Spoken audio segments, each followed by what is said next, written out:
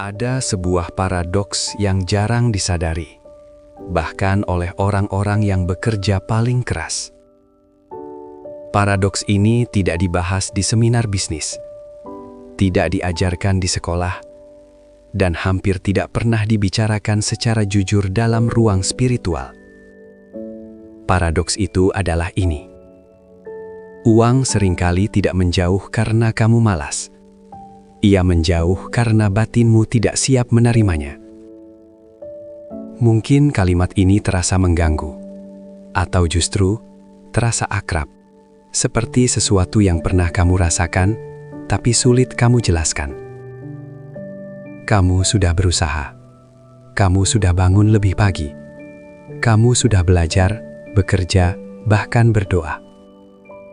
Namun setiap kali uang mulai mendekat, ada sesuatu yang aneh terjadi. Kesempatan tiba-tiba batal. Penghasilan naik sebentar, lalu turun lagi. Atau uang datang, tapi langsung habis, seolah tidak betah tinggal. Banyak orang menyebut ini nasib. Sebagian menyebutnya ujian. Namun sedikit yang berani menanyakan pertanyaan yang lebih dalam. Bagaimana jika masalahnya bukan pada usaha, melainkan pada penerimaan? Sejak lama, para penjaga pengetahuan kuno memahami bahwa hidup tidak hanya merespons tindakan. Ia merespons kenyamanan batin.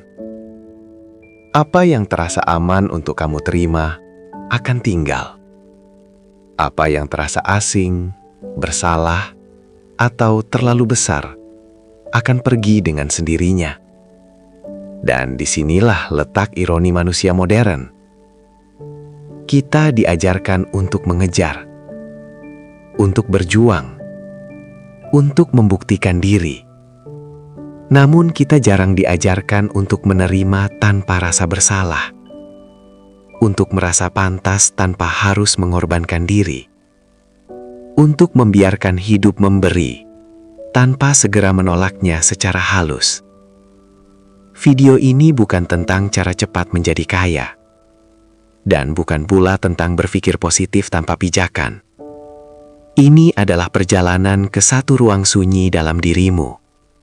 Ruang tempat keputusan-keputusan keuangan sebenarnya dibuat, jauh sebelum angka muncul di rekening. Di sini kita akan membuka satu pemahaman yang sering tersembunyi di balik kata ikhlas, rendah hati, dan cukup. Bukan untuk merusaknya, melainkan untuk mengembalikannya ke makna yang lebih jujur. Jika selama ini kamu merasa sudah melakukan segalanya, namun hidup seperti menahan sesuatu darimu, mungkin bukan hidup yang menahan. Mungkin ada bagian dalam dirimu yang belum sepenuhnya mengizinkan. Dan di sanalah kisah ini akan dimulai.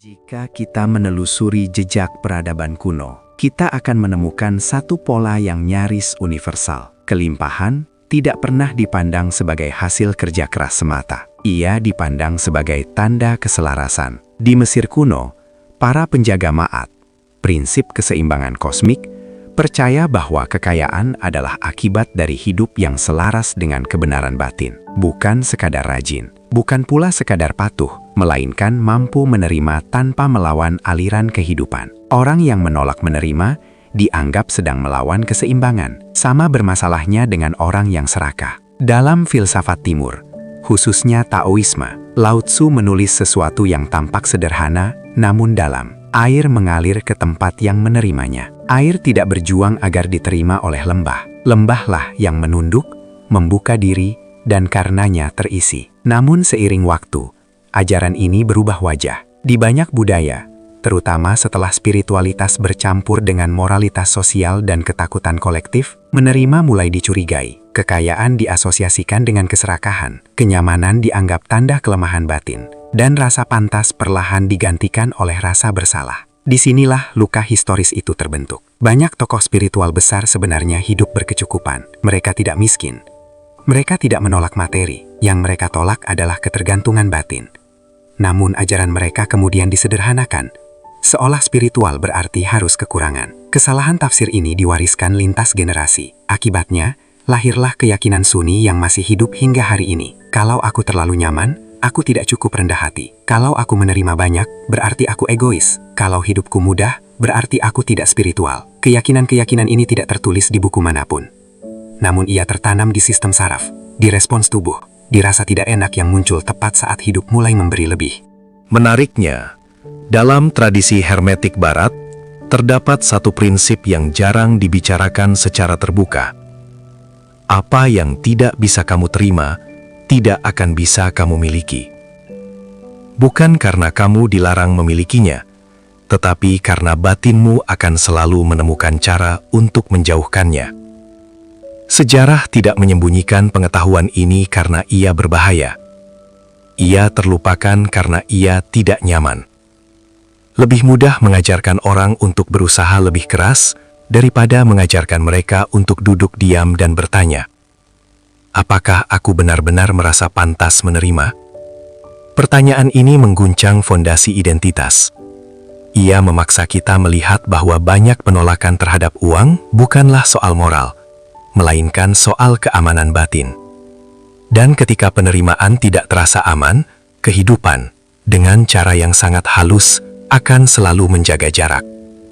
Inilah konteks yang jarang disadari, bahwa di balik kegagalan finansial yang berulang, seringkali tersembunyi sejarah panjang ketidaknyamanan untuk menerima.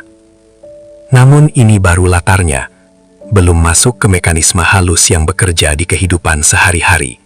Saat uang benar-benar datang, dan mengapa ia sering tidak tinggal, itulah yang akan kita uraikan selanjutnya.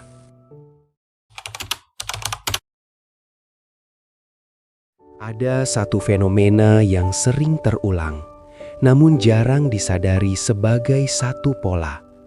Seseorang bekerja sangat keras, lebih keras dari kebanyakan orang. Namun hasilnya seperti bocor, masuk sedikit, keluar banyak. Di titik ini, hampir semua orang mengambil kesimpulan yang sama. Aku harus berusaha lebih keras lagi.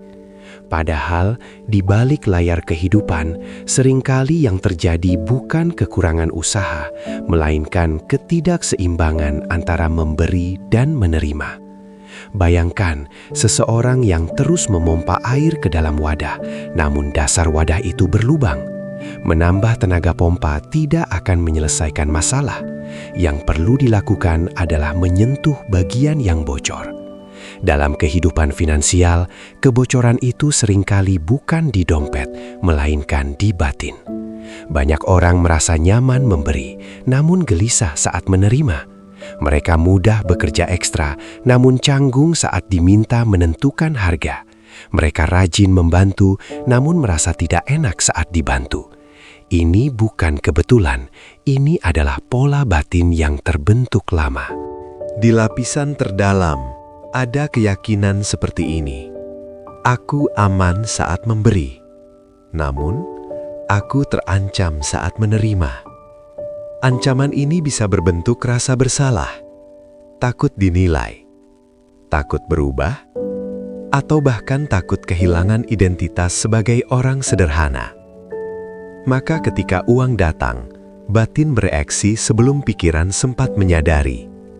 Ada dorongan halus untuk segera menghabiskannya, untuk menurunkan harga, untuk menolak peluang yang terasa terlalu besar. Bukan karena peluang itu buruk, melainkan karena terlalu asing bagi sistem batin. Seperti seseorang yang lama hidup di ruangan sempit, lalu tiba-tiba dibawa ke ruang luas yang terang. Alih-alih merasa lega, tubuhnya justru panik. Bukan karena ruang itu salah, tetapi karena ia belum terbiasa. Uang bekerja dengan cara yang serupa.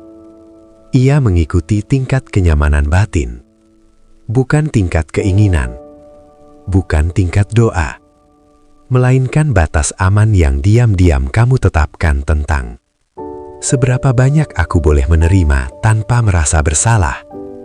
Disinilah letak kesalahpahaman besar. Banyak orang mengira masalah finansial mereka adalah soal strategi. Padahal seringkali, Strategi berjalan di atas fondasi batin yang rapuh. Jika fondasi itu percaya bahwa menerima berarti egois, atau menerima berarti berbahaya, maka hidup akan selalu menciptakan mekanisme penyesuaian. Uang datang, lalu muncul kebutuhan mendadak. Kesempatan muncul, lalu ada alasan tidak enak untuk menolaknya. Semua tampak logis di permukaan, namun di bawahnya ada satu pesan yang terus diulang ke kehidupan. Aku belum siap menampung lebih. Dan kehidupan yang tidak pernah memaksa selalu menghormati pesan itu. Namun ini baru satu sisi dari mekanismenya. Masih ada lapisan yang lebih dalam tentang bagaimana nilai diri, rasa pantas, dan identitas spiritual menciptakan batas tak terlihat bagi aliran uang. Lapisan itulah yang akan kita buka berikutnya.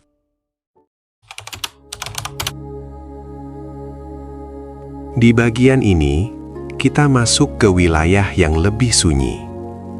Wilayah yang jarang disentuh karena ia tidak terlihat di luar, namun sangat menentukan apa yang boleh tinggal di hidupmu. Wilayah itu adalah identitas diri.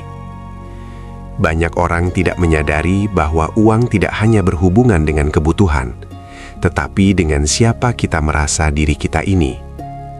Setiap orang tanpa sadar memiliki citra batin tentang dirinya. Aku orang sederhana. Aku bukan tipe orang kaya. Aku tidak ingin berubah. Aku ingin tetap rendah hati. Masalahnya bukan pada kalimat-kalimat itu. Masalahnya adalah ketika identitas tersebut menjadi zona aman. Apapun yang mengancam zona aman identitas akan ditolak, bahkan jika itu adalah peluang baik. Disinilah banyak orang mengalami konflik batin yang halus. Secara sadar mereka ingin hidup lebih lapang. Namun secara tidak sadar mereka takut kehilangan versi diri yang selama ini mereka kenal. Uang dalam jumlah tertentu mengubah ruang gerak. Ia mengubah pilihan. Ia mengubah cara orang lain memperlakukanmu. Dan seringkali ia mengubah cara kamu memandang dirimu sendiri. Bagi batin yang belum siap, perubahan ini terasa mengancam. Maka muncullah keyakinan spiritual yang tampak luhur, namun sebenarnya defensif. Uang bukan segalanya. Yang penting cukup. Aku tidak ingin terikat materi. Kalimat-kalimat ini tidak salah. Namun jika muncul tepat saat hidup ingin memberimu lebih, ia patut diperiksa dengan jujur. Apakah itu kebijaksanaan atau ketakutan yang menyamar? Ada satu mitos yang jarang dibongkar, bahwa menerima lebih akan membuat seseorang menjadi kurang spiritual.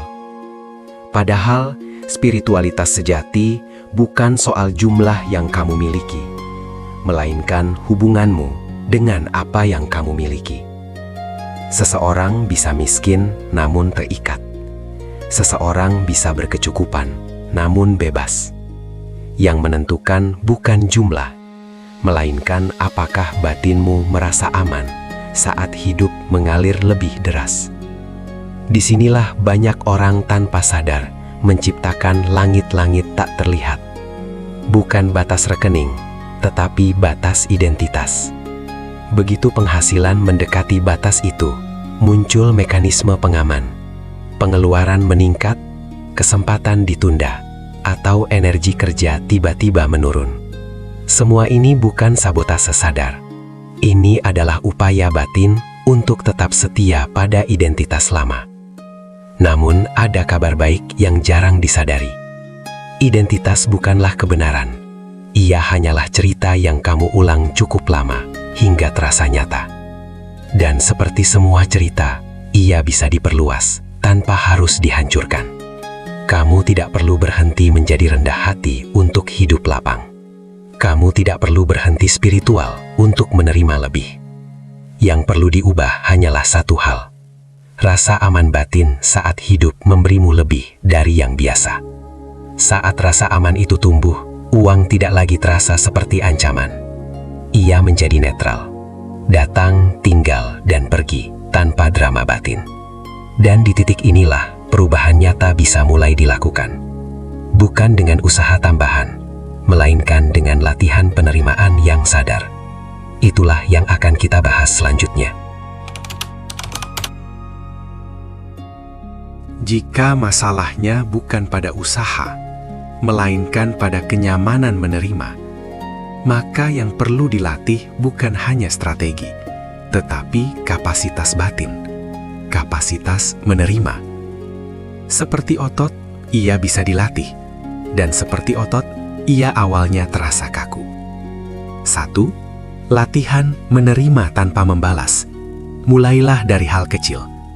Saat seseorang memujimu, jangan langsung merendahkan diri dengan berkata, "Ah, biasa saja." Saat seseorang membantumu, jangan buru-buru berkata, "Nanti aku balas." Cukup tarik napas dan katakan, "Terima kasih." Sederhana, tapi tidak mudah, karena disitulah batin diuji. Bisakah kamu menerima tanpa merasa berutang secara emosional? Latihan ini membangun sinyal baru ke dalam sistem saraf, aman untuk menerima. 2. Latihan menentukan nilai. Banyak orang rajin bekerja, namun ragu menetapkan harga. Cobalah satu eksperimen kecil. Naikkan sedikit nilai dari apa yang biasa kamu tawarkan, tanpa agresif, tanpa pembelaan. Perhatikan apa yang muncul di dalam dirimu. Apakah rasa takut, rasa bersalah, atau rasa tidak enak? Jangan langsung diubah, amati saja. Kesadaran terhadap reaksi batin lebih penting daripada hasil transaksi, karena disitulah batas tak terlihat itu bersembunyi. 3. Ritual izin batin. Setiap malam sebelum tidur, duduklah sebentar dalam hening. Letakkan tangan di dada, tarik napas perlahan, lalu ucapkan dalam hati, "Aku mengizinkan hidup memberiku lebih, dan aku tetap diriku sendiri." Kalimat ini sederhana, namun ia bekerja di wilayah yang dalam. Banyak orang ingin lebih, namun tidak pernah memberi izin secara sadar. 4. Mengamati pola pengeluaran emosional. Perhatikan ini dengan jujur. Setiap kali kamu menerima uang lebih dari biasanya, apakah ada dorongan untuk segera menghabiskannya? Untuk membeli sesuatu yang sebenarnya tidak terlalu perlu? Jika iya, jangan menyalahkan diri. Itu bukan kebodohan finansial. Seringkali itu adalah cara batin mengembalikan diri ke zona aman lama. Alih-alih menghakimi, cobalah menahan sedikit. Biarkan uang itu tinggal lebih lama dari biasanya. Rasakan apa yang muncul. Gelisah? Tidak nyaman? Takut? Disitulah latihan sebenarnya terjadi. 5. Hindari kesalahan umum. Kesalahan pertama, memaksa diri menerima dalam jumlah besar sekaligus. Batin tidak suka dipaksa. Ia belajar melalui paparan bertahap. Kesalahan kedua, mengira latihan ini tentang menjadi serakah. Ini bukan tentang mengumpulkan sebanyak mungkin. Ini tentang merasa aman saat hidup memberi lebih. Kesalahan ketiga, menunggu sampai merasa pantas. Rasa pantas tidak selalu datang duluan. Seringkali ia tumbuh setelah kamu berani menerima. Latihan-latihan ini mungkin tampak kecil, namun di baliknya sedang terjadi perubahan besar. Dari mentalitas mengejar, menjadi mentalitas menampung. Dan ketika wadah batinmu terasa lebih lapang, usaha yang sama mulai menghasilkan aliran yang berbeda. Namun sebelum kita menutup perjalanan ini, ada satu hal penting yang perlu kita pahami, agar pemahaman ini tidak berhenti sebagai teori. Itulah yang akan kita simpulkan di bagian akhir. Pada akhirnya, mungkin masalahnya memang bukan pada seberapa keras kamu bekerja, bukan pada kurangnya doa, bukan pada kurangnya strategi, bahkan bukan pada kurangnya peluang. Seringkali, yang membatasi hanyalah satu hal yang sangat sunyi: ketidaknyamanan untuk menerima tanpa rasa bersalah. Kita hidup dalam budaya yang memuja perjuangan. Kita diajarkan untuk membuktikan diri, untuk mengorbankan diri, untuk bekerja lebih dari yang lain. Namun, jarang sekali kita diajarkan untuk duduk tenang dan berkata pada diri sendiri, "Aku siap menerima lebih, dan aku tidak perlu merasa bersalah karenanya." Uang bukan makhluk yang tersinggung. Ia tidak pergi karena kamu kurang layak. Ia tidak menjauh karena kamu tidak cukup pintar. Ia seringkali hanya mengikuti sinyal batin yang paling jujur. Jika batinmu berkata, "Ini terlalu banyak untukku," maka hidup akan menyesuaikan. Jika batinmu berkata, "Aku aman menerima ini," maka aliran akan terasa berbeda. Perubahan besar tidak selalu dimulai dengan usaha besar.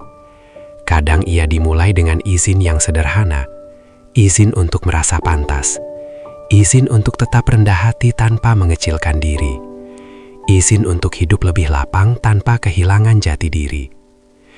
Jika setelah mendengar ini kamu merasa ada sesuatu yang bergerak di dalam dirimu, jangan buru-buru menilai. Biarkan ia bekerja. Karena kesadaran yang tumbuh perlahan lebih kuat daripada ambisi yang dipaksakan. Jika renungan ini membuka sudut pandang baru untukmu, izinkan ia tinggal lebih lama. Dan jika kamu merasa banyak orang di luar sana masih lelah mengejar, mungkin sudah waktunya kamu membagikan ruang ini kepada mereka. Aku, Guru Arta, berterima kasih karena kamu tidak hanya mendengar dengan telinga, tetapi juga dengan kesadaran. Ingatlah, uang tidak pernah menjadi musuhmu. Yang perlu disembuhkan hanyalah rasa takut untuk menerimanya. Berusahalah dengan tenang dan terimalah dengan berani. Sampai kita bertemu kembali. Salam sadar. Salam damai.